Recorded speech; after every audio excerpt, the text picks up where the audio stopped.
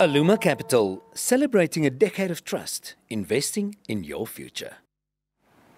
Dit is tyd vir volgens grandbesprekings en Sharonike Nel sluit volgend by ons aan. Goeiemôre Shar. Môre.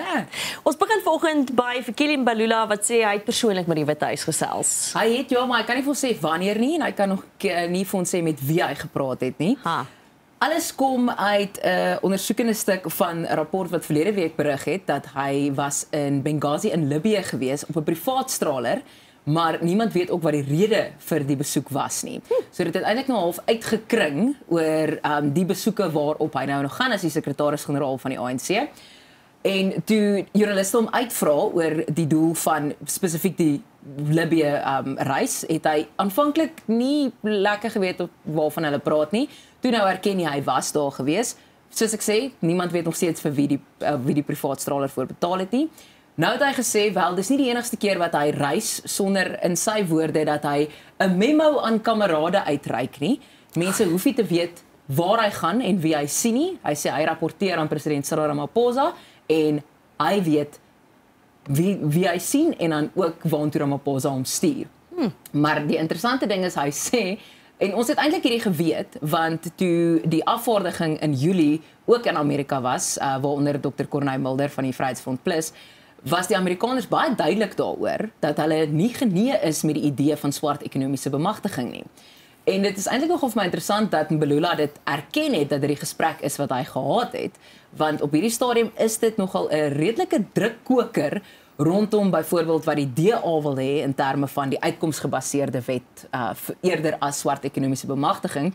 Maar Mbalula se antwoord op die Amerikaners was vir my interessant, wat hy gesê het, hy het vir hulle gesê, luister, dan kan ons net sowel toemaak. Die land neem ek dan nou aan, asof ons 'n snoepie of 'n mol is.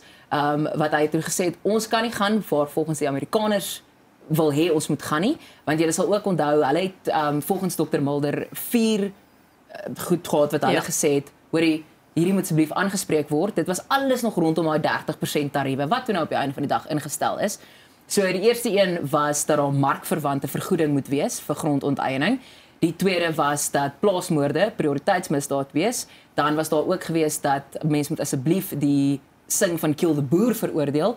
En dan uiteindelik die derde een was dat swart ekonomiese bemagtigingsreëls nie vir Amerikaanse maatskappye moet tel nie. Mbalula het gesê, hy het vir die Amerikaners gesê, jammer, gaan nie gebeur nie, ons gaan nie agteroor buig vir wat die Amerikaners wil hê nie. Dit was interessant dat hy sê ook in die artikel dat hulle toe vir hom hierdie gesê het en hy sê hulle plan is om seker te maak daar's nie meer swart ekonomiese bemagtiging nie en die DA kom aan bewind. So hy het ook half dit gesê wat 'n interessante stukkie inligting is. Ja, dit was half 'n geval van as dit is wat julle wil hê, dis wat die DA wil hê, dan moet hulle nou maar regeer. Hy tog. Right, dan is daar 'n enorme hoeveelheid verdagmakery, moddering, gooiery en slegseery op sosiale media wat eintlik nie 'n plek het nie. Maar nou ja, daar is nou 'n oop brief aldus die partye betrokke, die oop brief, Afrikaanse brief, Afrikaner brief is toe al die tyd volgens mense 'n staatsveiligheidsprojek. Die woord staatsveiligheidsprojek het my ook nou al reeds my oë laat rol toe ek die artikel lees ook. Want ons het eintlik geweet, of ons moes dit gesien kom het, dat die aanvanklike brief nie die laaste gaan wees wat ons van hierdie storie hoor nie.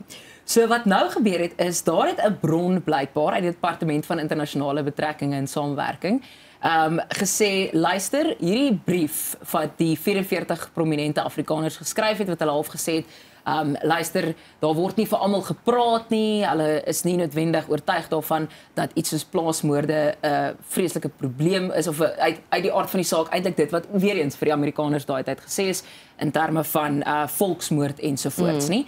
En nou het die bron gesê, maar Karen Burger van DIRCO, van die Departement van Internasionale Betrekkinge, wat ook baie sterk intelligensie agtergrond het, was eintlik die baasbrein agter hierdie brief gewees en eintlik toe nou net die 44 prominente Afrikaners gaan werf het om die brief te teken. So dit is nou presies wat die woord wat jy nou gebruik het, Peer, in terme van die staatsveiligheid oefening, want sy het aanvanklik gesê sy het niks daarmee te doen gehad nie. Toe sê sy het 'n rol gespeel daarin, maar ontken steeds dat sy die een is wat dit geskryf het. Want volgens die bron is die Staatsveiligheidsagentskap werklik ons spionasiediens, sy het ook in Washington gewerk. So vir dit, ek sien jy die frons op jou gesig, Jennifer, want 'n oop brief wat 44 prominente mense geskryf het, is nou werklik besig om vir my in 'n film te ontaard. Ja. En onnodig op sosiale media, wat ek 100% met jou saamstem, Pierre. Absoluut. Kan ons almal asseblief net verstaan dat elke persoon 'n opinie het? Of jy daarvan hou of nie. In 'n debat is juis 'n debat. Dis nie moddergooi nie. Presies. Dis 'n debat. Jy moet kan 'n opinie van iemand anders kan veroorloof. Ja. Jy mag 'n opinie hê en ek mag 'n opinie. En ons stem nie altyd saam nie, maar ons kan nog steeds mekaar gesels en opbouend wees daaroor. Maar presies, waar is dit daarvan volwasse diskurs? Dis verby. Dis verby. Die Afrikaner kan nie meer volwasse diskurs hou nie. Ja. Dan is ons oor na SARS toe en hierdie keer het SARS hulle oë op Mashatile. So hierdie is iets wat ek werklik in 'n neutedop gaan probeer verduidelik. Gaan kyk gerus op News24, daar's 'n in diepte ondersoek wat hulle gedoen het. So lank storie kort, adjunkpresident Paul Mashatile se 2 seuns het 'n maatskappy begin 'n hele paar jaar terug. Die maatskappy is ook saam met van hulle skoolvriende gestig. Intussen het hulle nou teruggetree as direkteure, maar bronne binne die maatskappy sê hulle is nog steeds betrokke by dag-tot-dag besluite en alles word nog steeds deur hulle goedgekeur. Maar die spesifieke maatskappy het nou 'n lekker 3 miljoen rand se SARS-rekeningkie gekry. Hoekom hierdie belangrik is?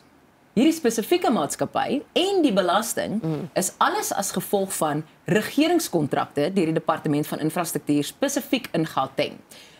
Hulle was veronderstel om seker te maak dat al die openbare gesondheidsinstellings wat ons weet is mos topklas in Gauteng, almal byvoorbeeld aan health and safety regulasies moet voldoen en brandbestrydingsregulasies wat volgens Jack Bloem van die DA dit nie is nie.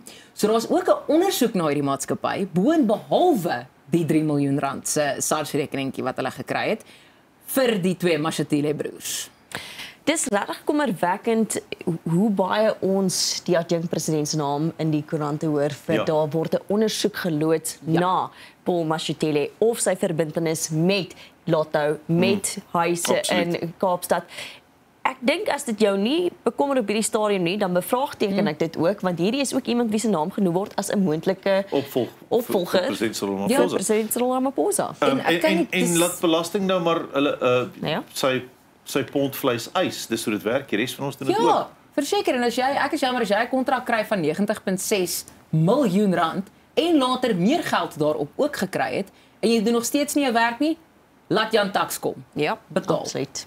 Dan, dit is nogal skokkend om te hoor, maar aanlyn matrikulasie wat nie gebeur nie. Ouers het betaal daarvoor en glo hulle kinders sal matriek skryf en dan net die kinders op die einde net standaard 9, graad 11 en nie matriek nie. En dis nie die eerste keer wat hierdie mense daarmee wegkom nie. Hierdie is vir my hartverskeurende en ek het nie eers kinders nie. Ek kan my net indink hoe ijskoud jy moet raak as jy agterkom dat jou matriek wat nou moet eindeksamen skryf en al vir die afgelope 3 jaar by hierdie aanlyn skool geregistreer is, nooit geregistreer is nie geregistreer is vir matriekeksamen nie. In hierdie spesifieke geval is 'n ma van Pretoria wat dit agtergekom het en nou kom sy agter hoorie maar haar seun het eintlik net graad 9. Hy het ook van letterlik 10 en 11 glad nie geregistreer gewees nie.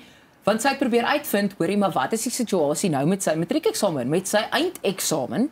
En hulle kom toe nou agter hoor al die geld wat hulle betaal het vir wat hulle ook noem lokaal besprekings van waar hulle hierdie eksamen sou geskryf het. Die lokale bestaan nie. Lokale bestaan nie en sy het toe nou 'n bietjie verder navorsing gaan doen en kom toe nou op 'n hele klomp Facebook posts af waar mense ook sê hoorie hierdie spesifieke opleiding en onderwys aanlyn skool het 'n klomp mense al om die bos gelei.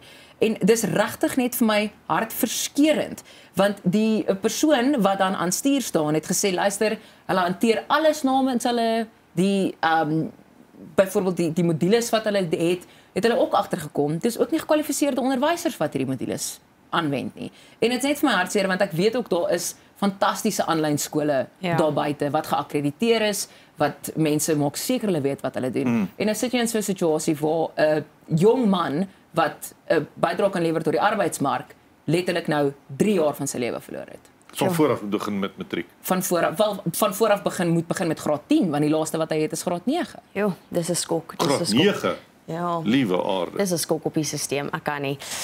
Dan oor na Parys toe en daar word gesê die Louvre inbraak was toe nou nie 'n Ocean's 11 saak nie. Julle, ek is heeltemal te invested in hierdie storie van die heel begin af, want minder as 7 minute, ons weet wat gebeur het met die Louvre inbraak, maar Franse, ek is jammer ek lag nou, maar aanvanklik het dit werklik gespeel soos 'n Ocean's 11 film. Soos 'n fliek, ja. Soos 'n fliek, want hulle was by die boonste vensters in. Dit is toe nou eers later, kyk, is maklik as jy nou op jou bank sit. Dan kan jy mos nou sien toe ek hoor maar hulle het nou van die toerusting agtergelos. Toe dog ek, weet jy, maar Brad Pitt en Sandra Bullock sou dit mos nou nooit gedoen het, die amateurs. Ja. So ons was reg. Hulle was toe nou nie noodwendig amateurs nie, maar nie byvoorbeeld professionele wat in misdaadsyndikaate betrokke is, die diewe en die kleptomane nou nie. Maar hulle is wel loopbaankriminele. Maar hulle het toe nou, ek dink die Franse owerhede wil net so graag weet, of hulle wil hê ons moet weet. Hulle is nie gefnuik deur misdaadsyndikaate nie. Al het iemand dit reg gekry om die Louvre te beroof in onder 7 minute. Interessant te sê, hier moet mense wees om die goed te verkoop, op te sny Ja. en te verpak in 'n ander vorm sodat dit van die hand gesit kan word. Daar's 'n groot stelsel hier agter. En jy laat val ook nie dit wat jy gebyt het nie, wat een Nee. van die goed was wat ons laat agterkom met hierdie is nie 'n professionele syndikaat nie. Dan moet ons praat oor die wonderlike aard van rooiwyn. Dat rooiwyn die pyn ook wegneem. Weet jy Pierre, ek is nie iemand wat graag hike nie, nê? Maar ek het in my dag het ek al fiets gery en ek voel dat hierdie man is 'n goeie voorbeeld van my. Hy sê tog julle, dis 'n 77-jarige man wat in die suide van Frankryk, hierdie klink ook nou vir my soos 'n swart en wit film, op sy fiets gery het van die supermark af. Hy ry deur die pad mis, julle, en hy val 40 meter in 'n kloof in. Maar dit is toe nou heeltemal te ver vir die motoriste om hom te hoor skree, want hy het hom opgeskree. Maar moenie jy vrees nie, hoor, want hy het vir 3 dae lank oorleef op die rooiwyn in sy inkopiesak. So hy het 'n inkopiesak vol rooiwyn daar afgeval en dit nie gebreek. Hy het dit nie gebreek nie. Punt nommer 1 vir hom. Ek dink hy het Suid-Afrikaanse bloed, nê, Dis soos 'n ou wat met 'n bier van 'n bus afval. Ja, van 'n bus afval. Ja. Nie 'n druppel gemors nie en hy het oorleef. Die dokter sê hy kan werklik nie glo dat hierdie man met die val sonder kos oorleef het vir 3 dae nie, maar ek wil net vir die dokter sê, kyk, ek het nou nie 'n mediese graad nie, maar ek voel werklik die rooiwyn het sy deel gedoen. Wyn vir die pyn. Jy sien die wyn het sy lewe gered. Sharnike, baie dankie vir die saamgesels vanoggend. Dankie julle. Dit is Sharnike Nel. Ons is nou weer terug. Aluma Capital, celebrating a decade of trust, investing in your future.